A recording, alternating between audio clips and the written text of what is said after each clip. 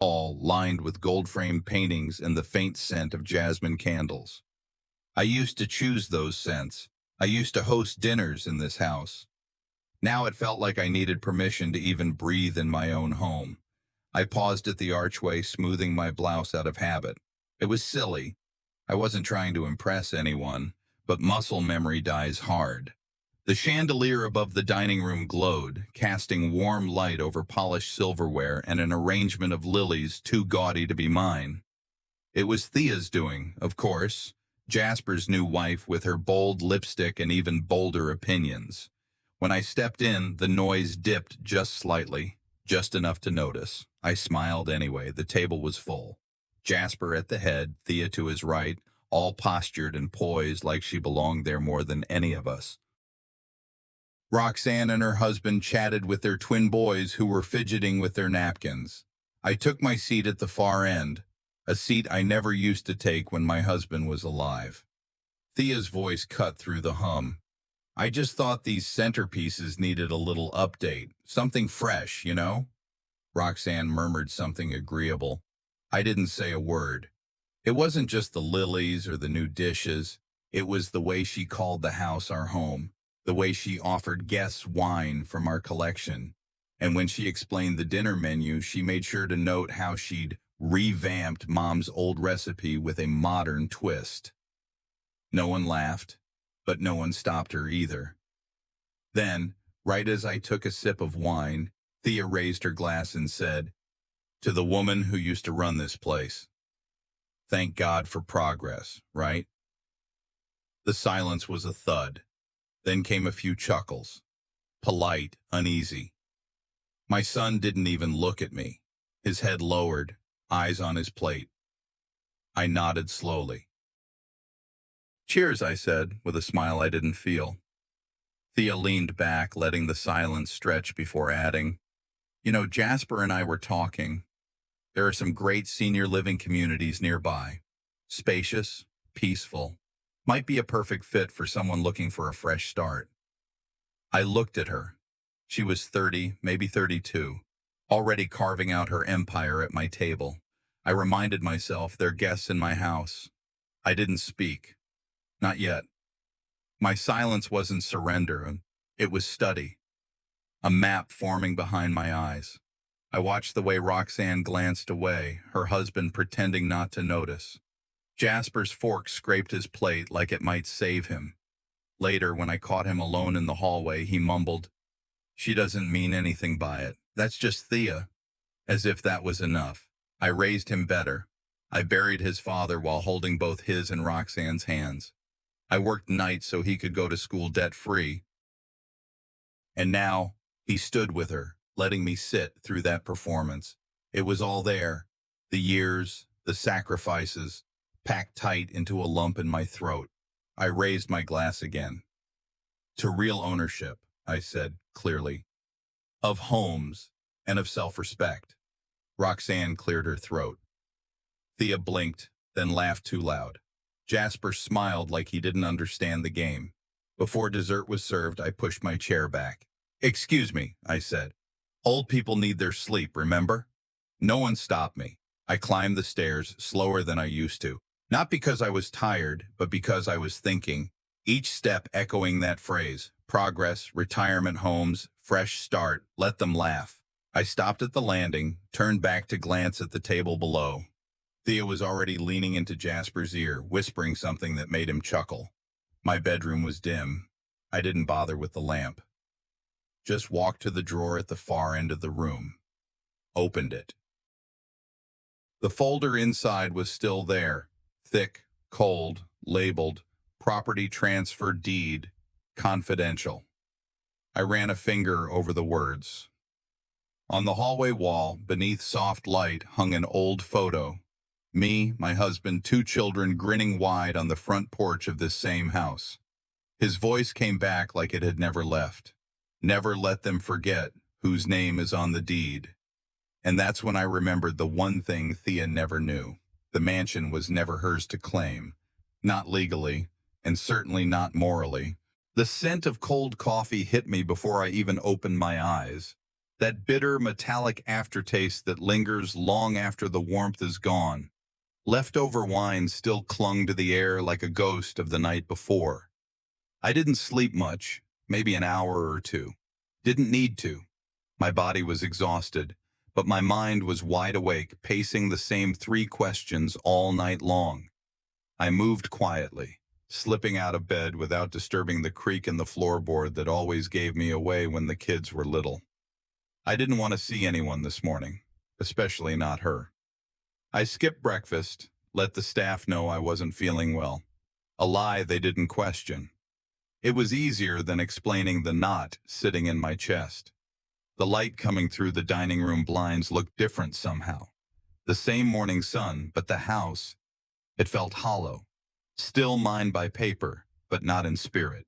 I traced the corner of the old piano as I passed.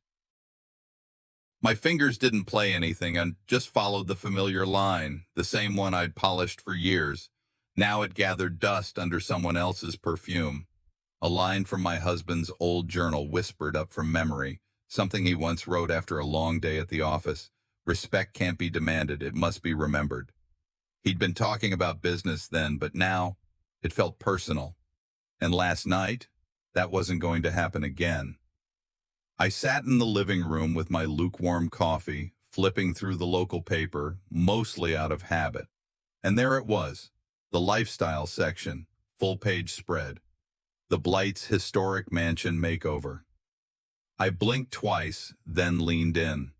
A glossy photo of my garden took up half the page.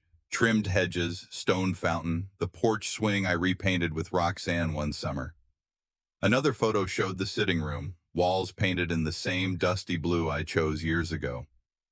Thea stood smiling, hand on Jasper's shoulder like she'd won a prize. The caption read, "Young couple revives family estate with Southern charm." The article gushed about new life breathed into a long-neglected historic home passed down through Jasper's lineage. Neglected. Not one word mentioned me. Not one. I set the cup down carefully, but my hands still shook. They didn't just erase me from dinner. They erased me from history. That kind of omission, that wasn't ignorance. That was design. I walked the hallway slowly, absorbing it all again, and by the time I reached the kitchen, I already had questions burning at the tip of my tongue. But I didn't ask Thea. I asked Margaret, the housekeeper who'd been with us for over a decade. "Do you know when those photos were taken?" I asked gently. She hesitated, wiped her hands on her apron. "A few weeks ago, while you were visiting your sister, Mrs. Thea said it was a quick thing, just a little local feature." "And Jasper?" Her voice dropped. "He approved it all. Told us not to mention anything. Said he didn't want to cause confusion." I nodded once, then left the room. Back upstairs, I pulled the folder from the drawer again, the one with the deed, the paperwork, every signature that ever mattered. My fingers lingered on Jasper's name. I raised him to be independent, to earn things, not to take them by pretending they were always his. Later, we gathered for brunch. Thea was in full bloom, laughing, recounting her interview, how the photographer just fell in love with the ivy on the south wall. She looked at me once, smiling wide like she expected me to praise her. I didn't flinch, didn't blink, just nodded like I was impressed. Jasper avoided my eyes the entire time. I didn't lash out. I watched, listened. People like Thea, the ones who need applause, they always reveal too much. They talk too long, pose too hard, and perform even when no one's clapping. She was so busy playing Queen of the Castle she didn't notice how carefully I was studying the cracks. That afternoon, just as the house settled into silence again, a knock came at the door. Marjorie. Seeing her there, same scarf wrapped twice around her neck, glasses hanging from that little gold chain, felt like seeing the past walk through the front door. She spotted the magazine on the coffee table before I could even explain. "You give them permission for this?" I shook my head. She frowned. "They used your image, your property." That's a problem. We sat down, and she started going through the magazine with a legal eye.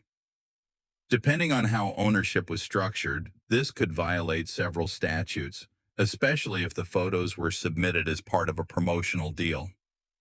Jasper added a shared clause to the house a few years ago, I said it was for emergencies.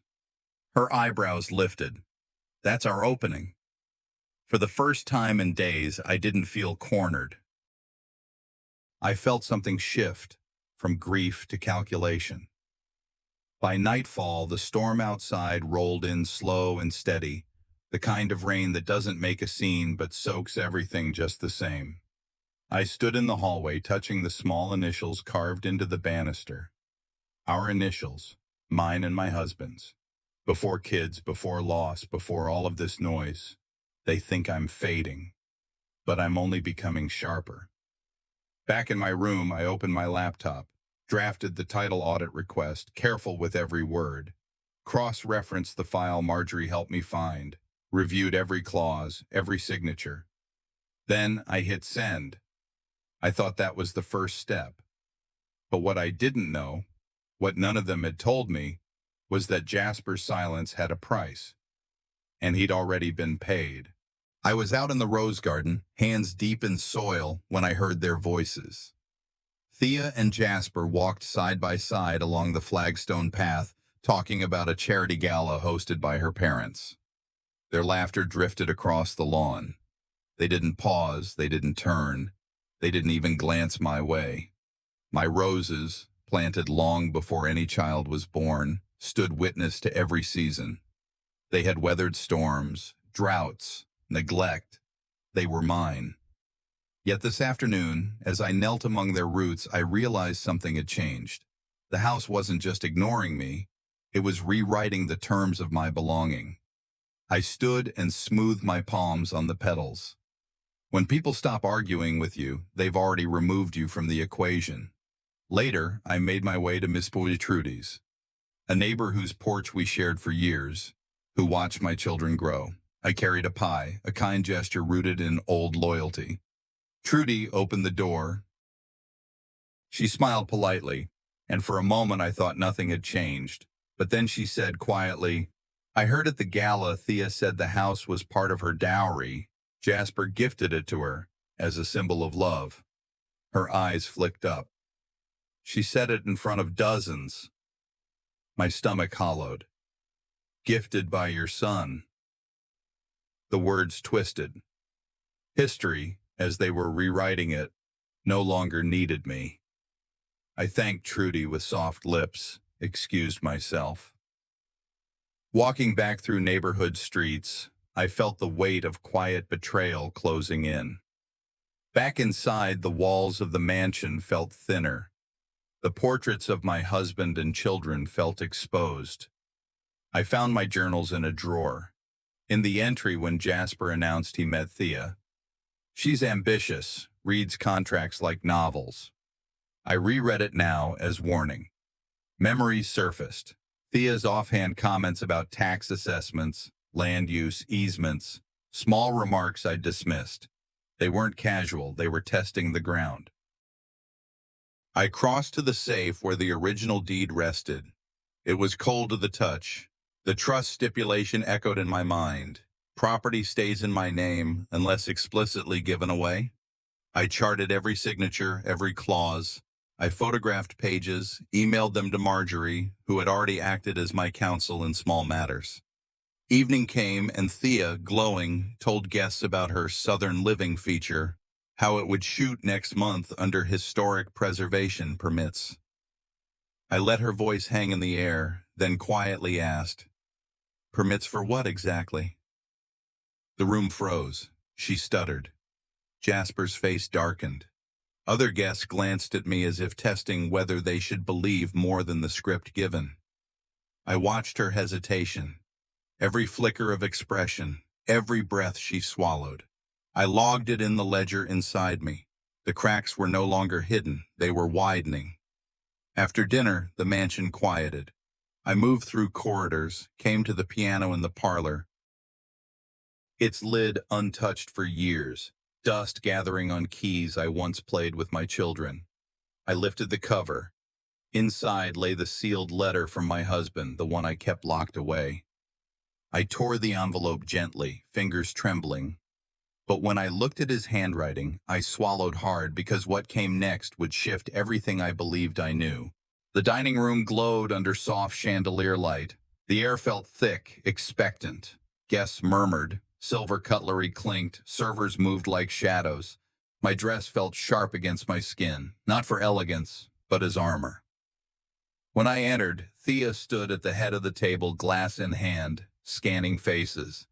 My heart stung. I know every chair here, every plate, and yet tonight I am a stranger in my own hall. On my seat lay a tulip-folded napkin, the one I placed myself, thinking it would feel like home. It felt like bait. She raised her glass.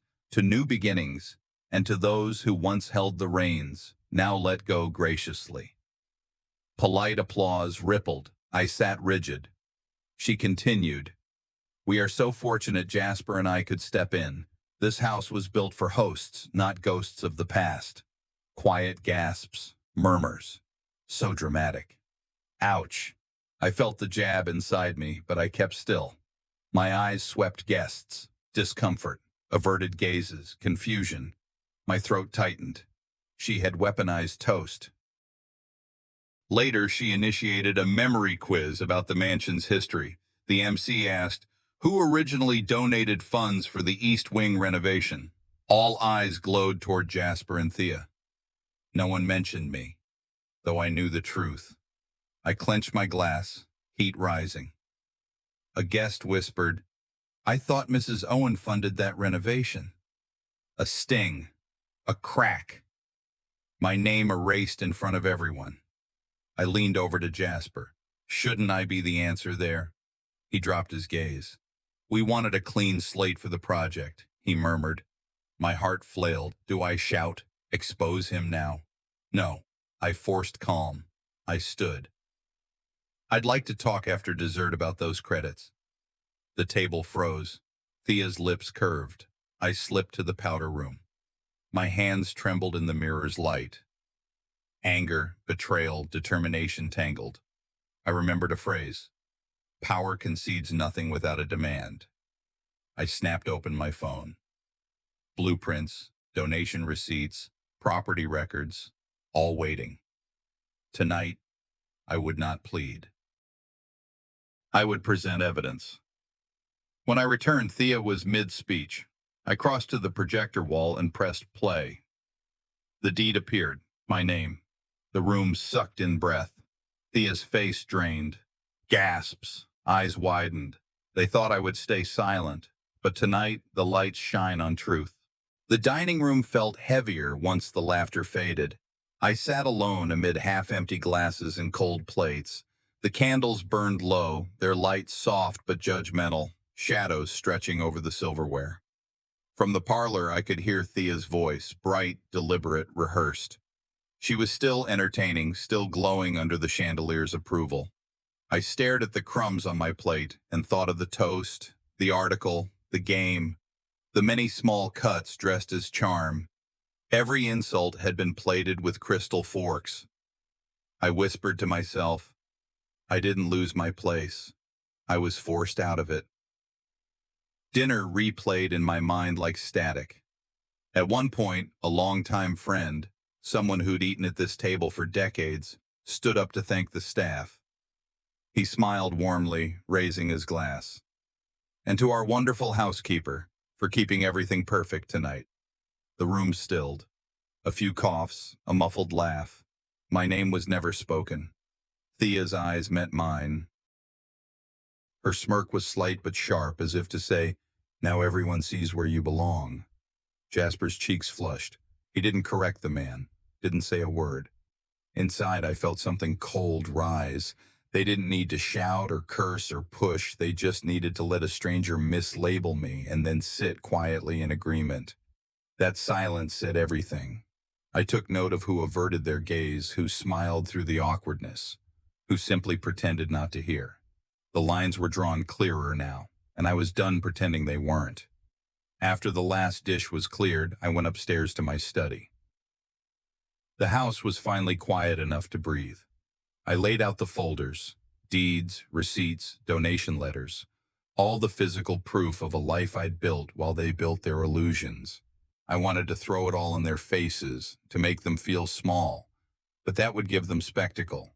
And I'd already learned, truth doesn't need noise. I drafted a letter instead, crisp and factual, nothing emotional. A statement of ownership, a record of every contribution, notarized copies attached. At the bottom, I wrote one sentence: respect isn't inherited, it's documented. I sealed it carefully, pressing the edges flat. Victory is silent, I murmured. Let them open it on their own. Around 9, I texted Noreen. Meet me in the library. Urgent but quiet. She arrived in her usual cardigan, cautious but loyal. I showed her everything, the magazine, the deed, the new insult. She shook her head slowly. You know she'll spin this. Rumors stick faster than truth. I'm counting on that, I said, because when it falls apart, everyone will remember who stayed quiet. Noreen studied me a moment. You deserve public acknowledgement, but be careful. People protect the story that flatters them most. After she left, the night grew still again. I waited until after midnight, then made my way back downstairs. The dining room looked frozen in amber, still glowing faintly from the earlier chaos. On Thea's seat, I placed the thick white envelope. On the front, I wrote in firm pen strokes, "Read before you toast." I didn't wait for dawn. I turned and began walking out. Somewhere behind me, I heard her voice, faint but curious. What's this? My steps slowed at the doorway. The beginning, I whispered. I didn't look back. In the hallway mirror, my reflection caught me. Shoulders straight, eyes calm. Not the woman they'd mistaken for staff, not the ghost they hoped I'd become. I looked like someone who'd stopped asking for fairness and started reclaiming it. Tonight, I didn't raise my voice, but I laid my claim. I descended the stairs into a hush.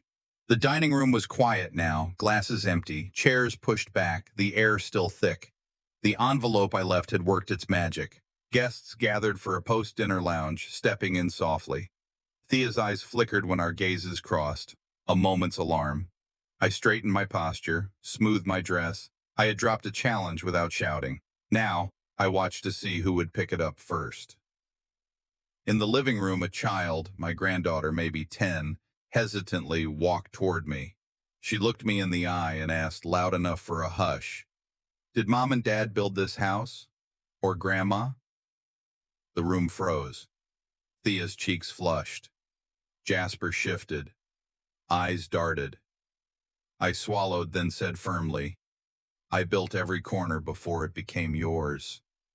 Silence bent toward me. The lie cracked open. Her narrative shattered in that one quiet line. Relief surged, fierce but collected. She turned pale. I felt the shift in the room. Later, I approached the DJ in the music lounge. I asked him quietly to play the heritage song, one tied to my husband's memory, one that meant something. He looked at me, hesitated, then shook his head. "Sorry, it doesn't fit tonight's mood," he said softly, voice polite but firm. A hush fell over nearby guests. Another erasure, this time of music, of memory. If they could silence my past, they could try to silence me. I stepped aside, pulled my phone from my bag, and hit play in secret. The notes slipped through hidden speakers.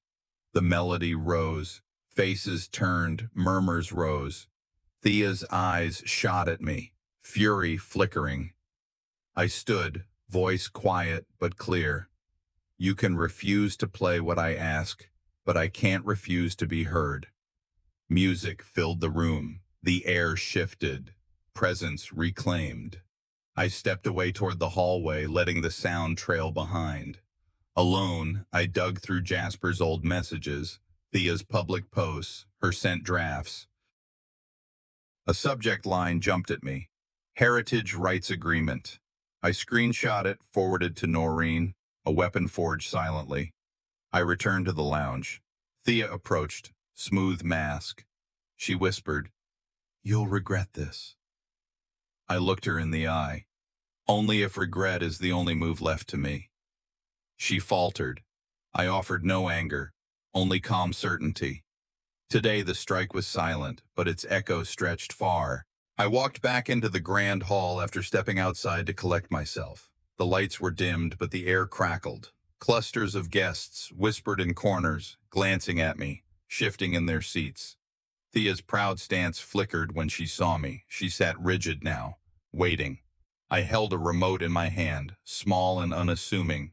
Tonight it was proof over pride. I thought, they believe I've stayed quiet. Let me show them what I've been holding back. I pressed the button. A full projection screen dropped behind Thea. The image that filled it was sharp and clear. The deed. My name stood at the top, not in small print.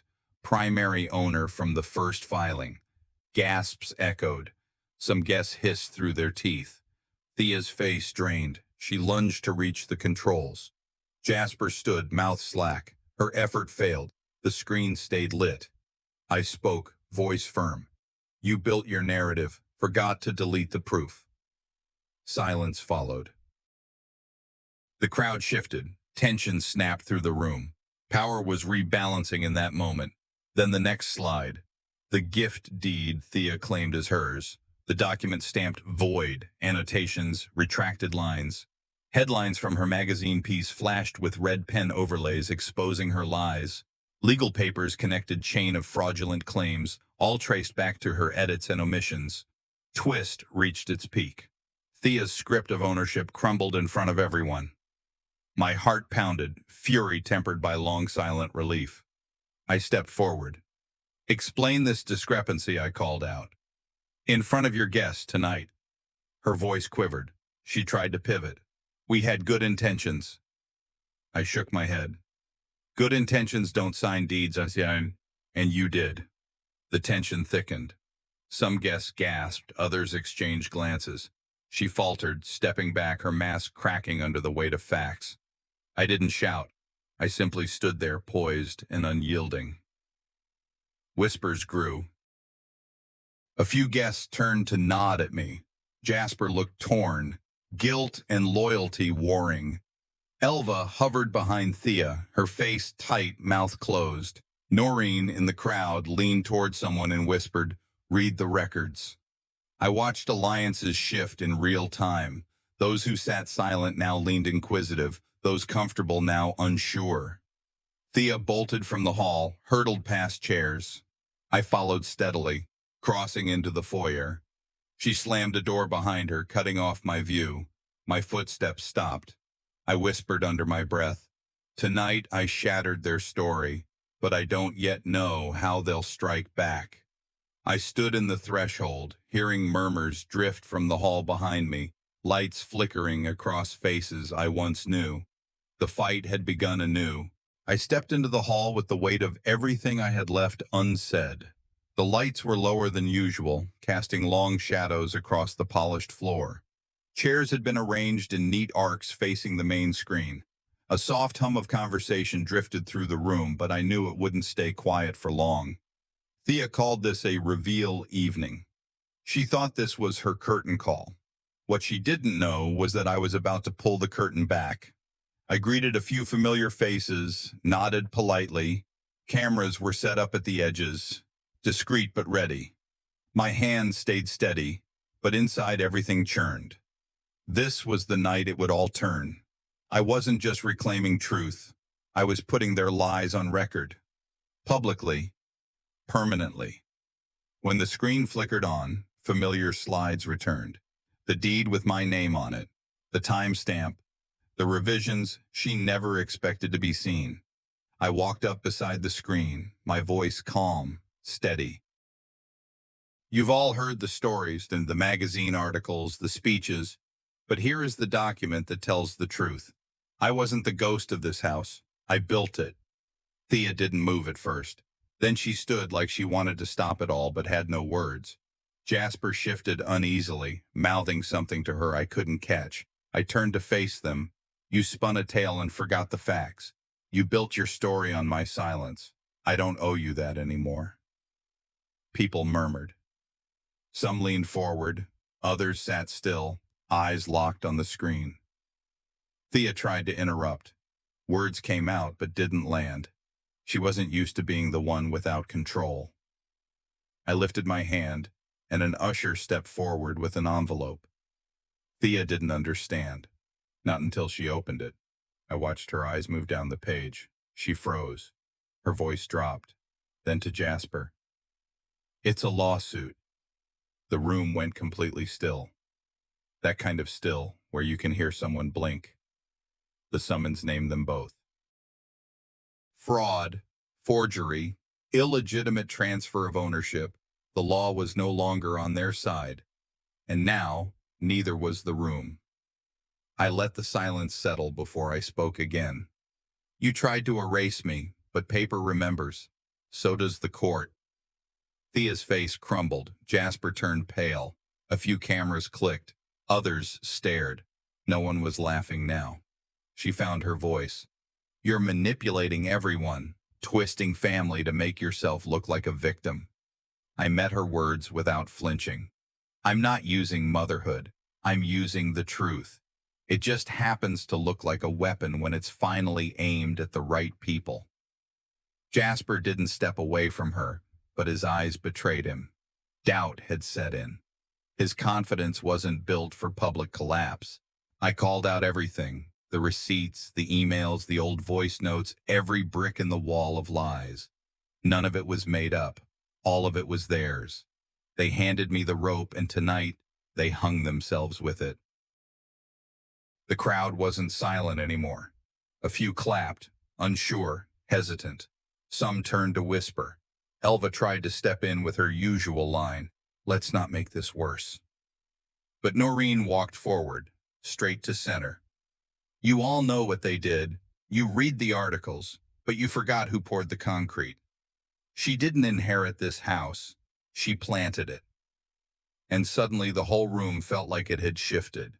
Not all at once, but enough. Enough to know the lines were redrawn. Thea made one last desperate move. She lunged toward me, arm raised like she might grab something or someone. But she didn't get far. The flashes of cameras caught her mid-step. I didn't move. I didn't flinch. I just looked her in the eye and said, soft and clear, "This ends tonight." And it should have. But as she came closer, something happened I didn't expect. The final card she hadn't played, the last mask still clinging to her face, it slipped, and what was behind it changed everything. The mansion lay still. No footsteps echoed, no voices whispered through corridors. Broken glasses from the reveal night sat half-cleaned on dining tables.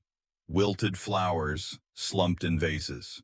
The silence felt heavy, like the night had exhaled and slept. I walked each hallway once more, tracing memory in every shadow, looking at walls that had watched so much deception. My reflection in the window startled me, someone I recognized, but someone sharpened. Sometimes victory feels like silence after thunder. This was my morning, and the residue of relief and exhaustion mingled in my chest.